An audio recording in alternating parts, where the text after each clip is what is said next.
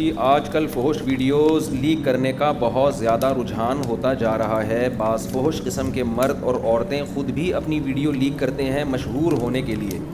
پھر نوجوان اپنی محفلوں میں اسے ڈسکس کرتے ہیں اور ایک دوسرے سے لنک مانگ رہے ہوتے ہیں.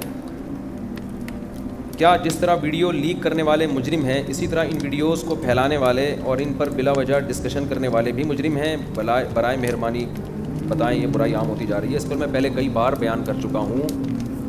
قرآن مجید میں اللہ تعالیٰ نے تجسس سے منع کیا ہے, ٹوہ میں لگنے سے منع کیا ہے.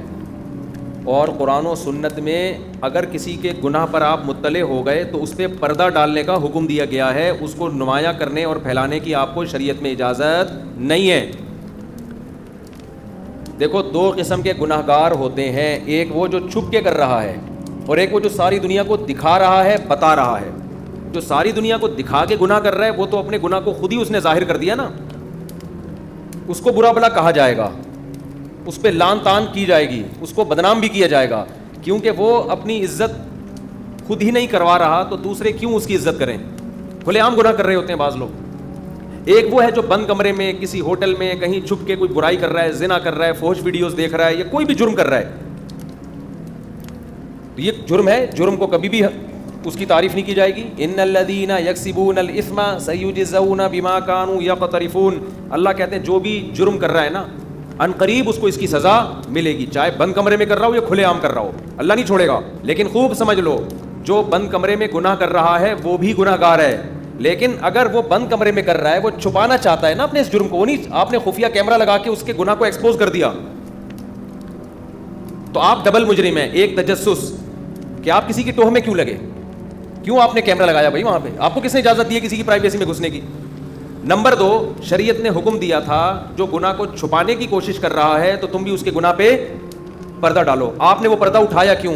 تو اس پہ قسم اٹھائی جا سکتی ہے کہ جو چھپ کے گناہ کر رہا ہے وہ گناہ گار, جو اس کی ٹوہ میں لگا رہا ہے وہ اس سے زیادہ بڑا گناہ گار, اور جو اس کے گناہ کو لوگوں کے سامنے شیئر کر رہا ہے, پھیلا رہا ہے, وہ اس سے بھی بڑا گناہ گار ہے.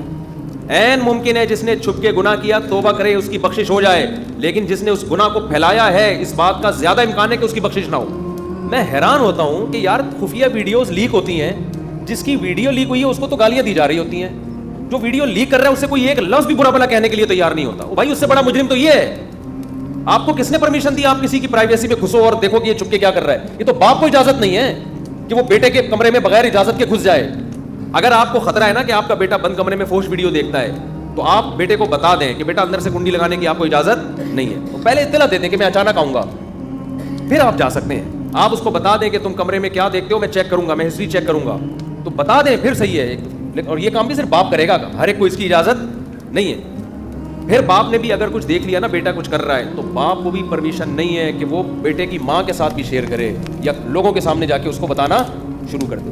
تو اس لیے کوئی بھی چھپ کے گناہ کر رہا ہے, گناہ پہ تو سزا ملے گی اللہ کی طرف سے, اس گناہ کو اپریشیٹ نہیں کیا جائے گا. وَذَرُوا ظَاهِرَ الْإِثْمِ وَبَاطِنَهُ. اللہ کہتے ہیں ظاہری گناہوں کو بھی چھوڑو, چھپے ہوئے گناہوں کو بھی چھوڑو. لیکن آپ کو نہ تجسس کی اجازت ہے خفیہ کیمرے لگانے کی, اور نہ آپ اگر مطلع ہو گئے تو اس برائی کو لوگوں کے سامنے پھیلانے کی اجازت ہے, اور نہ لنک مانگنے کی اجازت. یار وہ سنا ہے نئی ویڈیو فلانی کی آئی ہے یا فلانے کی آئی ہے, بتاؤ کہاں ہے, تو سمجھ لو کہ آپ اپنے گناہ کو, اپنے اللہ کو یہ اجازت دے رہے ہو گویا کہ اللہ اب میرا بھی کوئی ایسا جرم ہونا تو لوگوں کو بتا دے. روح سے خلائق کے سامنے اللہ اس کو رسوا کریں گے جو لوگوں کے گناہوں کو, کیونکہ اس سے ڈر اس بات کا گناہ پھیلیں گے سوسائٹی میں.